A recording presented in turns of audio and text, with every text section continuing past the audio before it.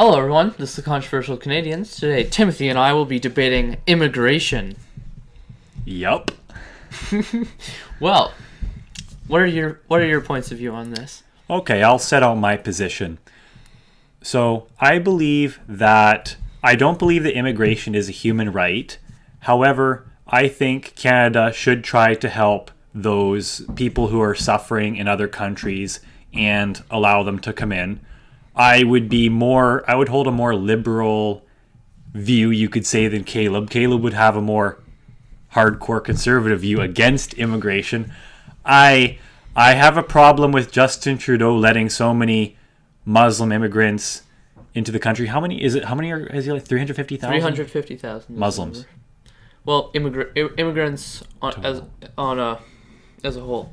Okay. I don't know how many refugees that is compared to economic immigrants and stuff. So.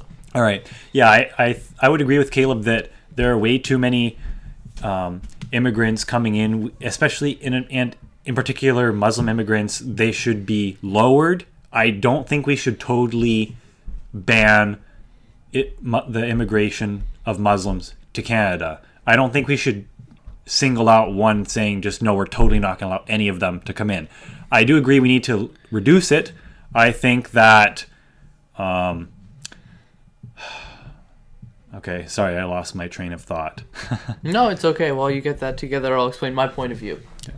So I think that Canada should introduce a temporary travel ban until the government can actually get it together finally for refugees, not Muslims, refugees as a whole from the Middle East and everything.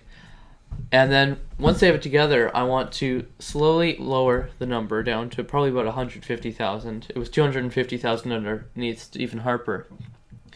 And then we can increase economic immigration. People coming in for jobs and types of stuff like that. But refugee immigration, I think, needs to be significantly reduced. And if I can finish my point, the last thing I was saying there, I think that the Canadian government authorities, when they're vetting these immigrants who are coming in, should pick the most vulnerable and the Muslims that are in the most danger. Of course, they're all going to probably say that they are, but based on their analysis, which ones need asylum the most. So, yeah, that's my thinking. Yeah, I see that to an extent. I mean, my biggest issue is we need to slow down. We need to press pause. And then when we do bring refugees in, we need them to adapt to our values, to our culture, to our system, and not bring theirs in. Because, I mean, we're seeing this now, right? We discussed the Islamic Party of Ontario, what values they're trying to bring here to Canada. There's the death of Marissa Shen in BC. She was killed by a adult male refugee. There was a man who got off on sexual assault on multiple teenage girls at West Edmonton Mall in the pool. As you see, these refugees are coming in, and they're slowly changing it. They're slowly adapting the culture towards their values, towards their views. And people will defend it, saying, "Oh, there are white men who just do the same thing," and that's true, and that's not right. That's wrong. However, we obviously have a negative attitude towards that when we become accepting of the Islamic faith and the values corresponding with the majority of these people coming from the Middle East. I'm not saying that people currently living in Manitoba, in Canada as a whole, are holding to this. I'm saying that there is a lot of people in the Middle East coming in who do, and we're starting to see that now, right?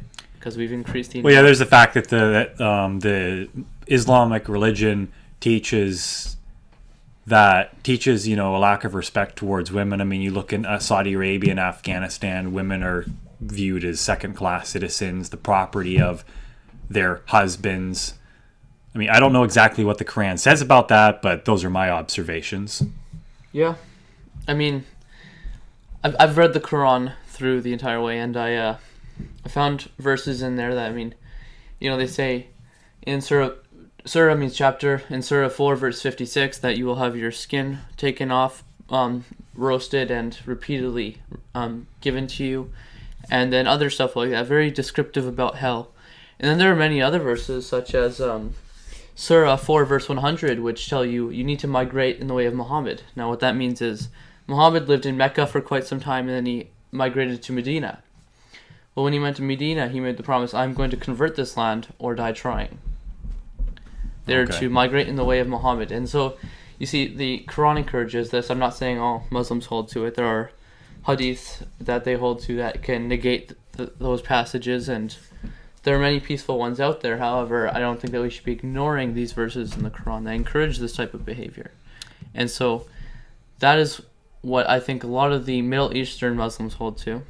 And that's what the people who started the Islamic Party of Ontario hold to. Before you go any further, could I ask you, do you actually have any personal relationships with any, like, I don't mean like, you know, like close friends, but do you actually know personally any Muslims who've immigrated? Because, I mean, I know I've met a couple. Well, what I mean by that is I am a civil engineering I'm a civil engineering technology student right now, and in my class I have a peer. His name is Saywan Jamal. He is from Iraq, and he's a Shiite Muslim, and I have a lot of respect for him, and we work together. We've done some stuff together, and you know, a lot of these people are great people. Also, my family has met and we've had them over to our house, actually, a Turkish family. I mean, you know, she wears the hijab. Man's a truck driver, but anyway, that family doesn't quite follow all of the Muslim faith. Yep. They hold to the cultural. I'm not sure how much of the religion, all the Islamic. I'm not sure how much of all the Quran's teachings they hold to, but yeah, I'm just curious as to, do you know any of these people? I do know some of them. I have friends that have some that have immigrated from the Middle East, some who've lived here their whole lives who are Muslim. Okay. And no one I've met has been mean to me, has been hostile. I'm just saying that there's a large percentage from the Middle East, at least, that will hold to this stuff, and that they're going to try to bring that culture here.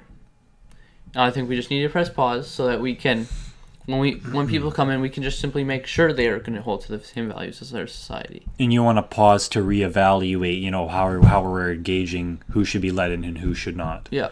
Okay. Yeah, just simply, you know, people, I mean, no one I've met, obviously, but I mean, we've seen it across the country, right? Islamic Party of Ontario, as I said before, and types of stuff like that. So there are those out there, and the government did nothing about it when they brought them in. I think we need to press pause, we need to reevaluate, and then we need to take a mature and responsible way to handle people coming in, to make sure that they're going to adapt to our society. So you're insinuating that the way Trudeau is dealing with them is very immature and irresponsible. But I think that's a pretty good way to sum up at him as leader of Canada in general, anyways. Yeah, I think the way it is right now, Trudeau and Trump are like oxymorons in a sense. Trump is in one ditch and Trudeau's in the other. Yeah. That's how I see it, anyway. Yeah, no, I'd definitely be more lenient to the Trump point of view there, but... Yeah, and I'm more lenient to the more liberal view. Yeah, I mean, I see signs of what's happened in other countries and everything, and it worries me, at least for the future, for people I know and love, and including my Muslim friends who are peaceful and I get along with, and it just worries me about the mindsets that some of these people hold to, and that we're not going to do anything to try to help and heal that. Okay, what other Quran passages were there that you think support your view? Of hell or migration? Migration? Migration? Yeah. All right, I don't have those on me. I'll have to get them after. I'll put them in the description of the video. That's convenient. I know, very. I don't have them on me at the moment. I definitely have a list, though. So okay. I will get those for you and for you after this. Okay. All right. So, were you wanting to talk about Europe and what's happening over there, or? Yeah, that's a fun situation. You know, Britain's currently slowly being overrun by them. There was someone I was listening to who said that in his village that he was born in, there's one mosque when he was born. There's now over 30 mosques. Oh wow! He said that this place has become the center of Islamic terrorism and like where they begin it. He says he's had friends who he went to school with who have been arrested now for joining up with ISIS and partnering, and I see it especially in Britain is where I see a lot of the problems right now. Okay. The mayor of London is Sadiq Khan. He's a Muslim man who said terrorism is part and parcel of living in a big city. Oh yeah. I just like to go and point to Tokyo and be like, where's the terrorism there then? Oh, okay. I think you and I would also have a different definition of what exactly terrorism is. Terrorism is violence by means of political or religious means. Yeah, okay. So we wouldn't disagree. I don't think we would disagree on that specific definition, but I would argue that a lot of what's happened in the Middle East, to call it terrorism is obscuring what has really happened and is an unfair analysis of why so many Islamic people hate the West and countries like Canada and the United States. I mean, we're not here to talk about geopolitics today, but many of our viewers know my views and my views on that, and I believe that a lot of these wars are the reason why there's so much hatred for the West now, and the reason for all this immigration. I mean, you look at Syria and all the migrants that have come out of that. Anyway, and then also Venezuela, we have this crisis now. So I'd just like you to clarify once again your views there. Why we have those? There's what? Why there's that tension between North America and the Middle East? Middle East. Well, what it all really boils down to is that the Muslims in the Middle East think that we're out to get them. I mean, ever since the Crusades back in whenever it was, over 1,000 years ago, that was the first incursion of Western powers such as Europe into their land. So they see it. I mean, of course, it was the Crusades were going into Palestine / Israel, whatever you want to call that spot of land. But I think that now, of course, they're not. It's not a one-sided thing. It's not like the Muslims are necessarily. They're not really victims. I mean, they are in a sense, and they're not. They have also done, a lot of things against us. It's a two-way thing here. But I think saying, those Muslim terrorists, blah blah blah. I think that's a very one-sided. I think that's a very bad way of I think that promotes a very bad understanding of Middle East politics, and it obscures the immigration debate. Well, the reason I brought that up was because there's the different factions in the Middle East, right? Yes. And so my view is that they're using the violence for political gains on each other. Yes. Yeah. That's why I call it terrorism over there, is because they're fighting to gain more power from each other.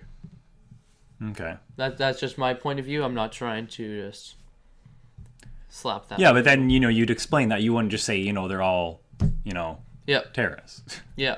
But I mean, there are peaceful Muslims out there who are currently in hiding from these factions that are out to get the Christians, the Jews, and the peaceful Muslims who don't hold to their interpretation of the Quran.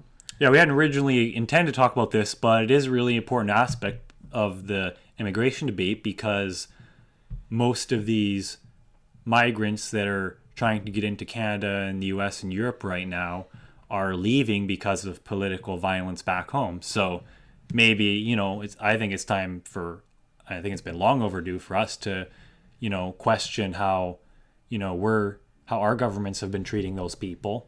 And I think that's, a big part of the problem. Most of these people wouldn't be, I think a lot of these people wouldn't be trying to get in and fleeing violence if Western governments hadn't been in there, Well, I've got to say, I think you're wrong there, Timothy. Okay. Because I don't think a bunch of them are coming over to necessarily bring on terrorism with us. Besides, I said migrate in the way of Muhammad, right? So they would want to come in. They would want to slowly, as we've seen with the Islamic Party of Ontario, gain traction in our government to slowly take over. And, it's something that's been done in the past, in Middle Eastern countries and stuff, and they have a tendency to slowly come in, they take over because the Quran tells them to. Now, not necessarily all hold to that point of view some of them, as I said, believe in hadiths that negate those passages or totally ignore them. But what I'm trying to say here is I don't think they have a negative attitude towards North America because of North America. I think it's because of the belief system that they've been raised into, which isn't their fault. You go to their parents. I really recommend checking out Walid Shubat's autobiography. It's entitled "Why I Left Jihad," and he goes through his story. He was born in Bethlehem and he was raised in Palestine, and he brings this up that it's a total indoctrination of the masses type process. So you don't think Western I think we have governments... done stuff in the past, but I think at the moment when they come over here is not out of an attitude towards us because of what we've done. I think it's an attitude towards us because of what they've been raised into. So using drones to indiscriminately target anybody who might be a terrorist is okay? Oh, I'm not saying it's okay. I'm just saying I don't think that's the primary reason they have that attitude. So you're arguing they're doing this because their Quran is teaching them to? Well, I'm saying it's because of they've been raised into schools by parents who are totally in support of this. I mean, Walid Shubat in his autobiography mentions that when his cousin died, his aunt had a big celebration, and there was posters all up the street, and people were congratulating her because she had sacrificed her son for Allah. And so, I think it's just because of the culture they've been raised into, by the people they've been raised by, and the schools that they've been educated in. Okay. I think that's why they have that attitude. Now, I mean, of course, that's going to have an effect even more so is how North America's treated them, but I think the primary reason is how they've been raised. Okay. So maybe switch the direction of this discussion. Talk a little bit more about how do we solve what's best for Canada. Like what's the best way to? I mean, we've kind of already talked about it, but kind of bring it back more to local problem. How should we address this as a society in Canada? Yeah, I mean, I think we've already started going into that, but... Well, I don't see much debate on it in government, and I think that there needs to be a lot more of that right now. I think it's becoming a bigger problem slowly, and that it's something that needs to be dealt with pretty swiftly. Other than Kelly Leach bringing it up during the Conservative leadership race, there really hasn't been that much discussion. What is? Well, I mean, of course, Bernier brought it up. I went to his town hall in Winnipeg back in November, and he said, we're going to press pause temporarily, and I'm going to roll it back to the number that Harper brought in, and we're going to increase economic immigrants. So you just match your opinions to what Bernier says, or how does this work here? I don't think Bernier wants to slow it down enough. You think he's too soft? Yeah, he wants to bring it back down to 250,000 refuge immigrants as it was under Harper. I want to bring it back to 150,000. That sounds like a Scheer policy, doing what Harper did. No, because I think that a Scheer policy is called non-existent. Oh, okay. I think he's going to keep... Because it might cost him a few votes somewhere. Yeah, exactly. Okay. And for the most part, Bernier's platform actually disagrees with a lot of what Harper said. Like, we're going to open the discussion on abortion and stuff, where Harper said, nope, I'm not going to talk about that in government. So, I mean, Bernier has his set of beliefs. Some of it will match up with Harper, some of it won't. So. Okay. And I really, of all the leaders of the political parties, I appreciate his take on immigration the most. Okay.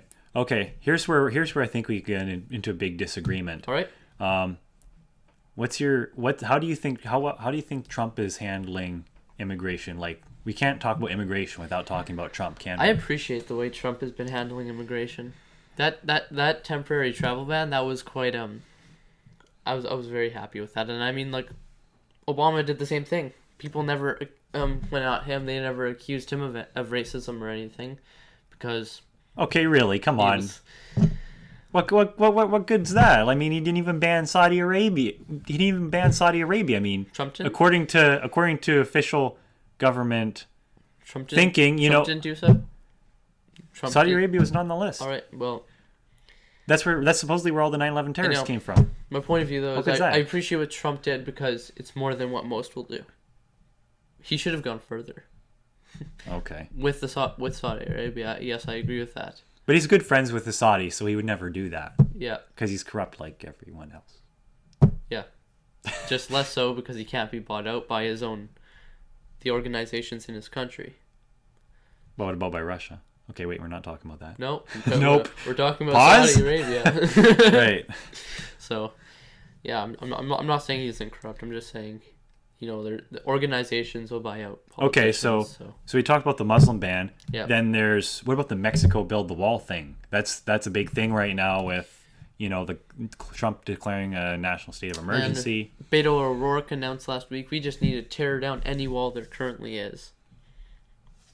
Okay. I had a little laugh at that. I was like, so you want to use taxpayer dollars to create this wall, and then you want to use more taxpayer dollars to destroy the wall. Okay. Because there's already somewhat of a wall there, and he wants it gone. So we've talked about Muslim immigration stuff. Yeah. Now, let's talk a little bit about more those who are not of the Islamic faith. I mean, Trump demonizes those Hispanic and Latino immigrants. Like, how do you respond to that? Like, I don't think that's acceptable at all. I think demonizes an over-exaggeration in that instance. Okay. Have you not heard him talk about these people at any of his rallies? Do you have a quote? I can get it if you want. Please do. We'll have it up in the description afterwards. Okay. Yeah, I just I think that Trump's done a lot for America. I would give him a B+. Would be my if I were to give him a rating on his current leadership, which I think is a lot better than. Well, we don't care about that. We care about what's his rating. What's his rating on immigration, in your opinion? An A+? An A? No, it's a B+. Because I mean, I think he's handled the policies well. He hasn't spoken necessarily well. As opposed to Obama, what would Obama get in your eyes? An F? No, he's better than that. I think Obama was pretty. He didn't do much. I mean, I give him an F on healthcare. That's for sure. Oh. But immigration would probably be more of a C+. Okay. It wasn't as good as what Trump's doing, but I mean, he did a little bit. Like he did his own travel ban and stuff that people never talked about. But I think that I don't focus on what Obama did right as much anymore because he's not in leadership. But okay.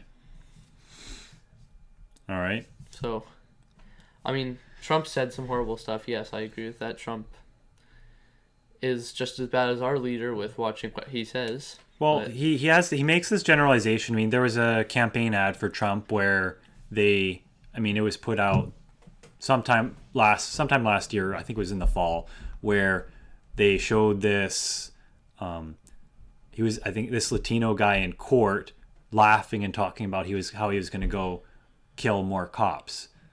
And taking events out of context, taking the worst case and trying to apply it broadly to fearmonger and say, oh, these people are terrible, we can't let any of these people in. How do you respond to that? I don't really have a response to that, to be honest, Timothy. I mean, what he said was, I don't agree with what he said, but I mean. So you agree with me? Yeah, I agree with you there, but at the same point, I'm not talking about what Trump has said. Trump said plenty of stupid stuff. So yeah. It's Trudeau. What I'm trying to point out is I've liked seeing the policies he's brought forth. Okay. Policies on immigration. Regardless of what he's actually said, what he said has been, I ignore it for the most part at this point because I think it's stupid. But a lot of the policies he brings forth, I've loved seeing it. It's semi-Reagan in a way, such as the establishment of the embassy in Jerusalem and the travel ban, stuff like that.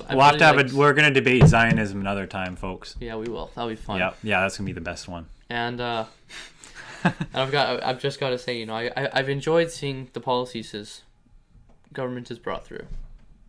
Okay. I don't give him a B plus for what he said. I'd probably give him an F then. But on his policies, I think he's been pretty solid. So you think what the what the U.S. government's policies are towards the Latinos and Hispanics coming in is fine, or with the wall? Like with the Obama, kind of let them come in. What did you think about that? You know what I mean? Yeah, I mean there's a fine line to walk on this, and I think each of them goes too far to one side, Obama or Trump. Because there is an issue with the drug cartel. Trump is right about that, but yeah, he just goes too far, just a bit too far, I think. Okay. So, I had a thought and it just escaped me.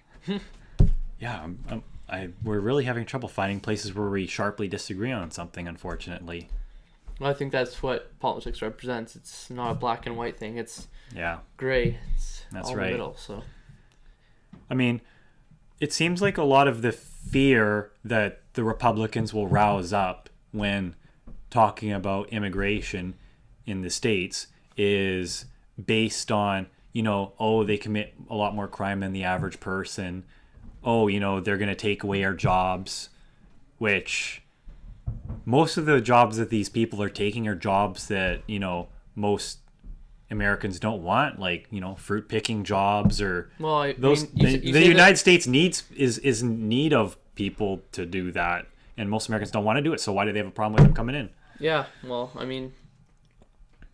think it's a little harsh to say that only the Republicans fearmonger on stuff like that. The Democrats they fearmonger on stuff too, but just with the not police immigration. And the black people and stuff like that.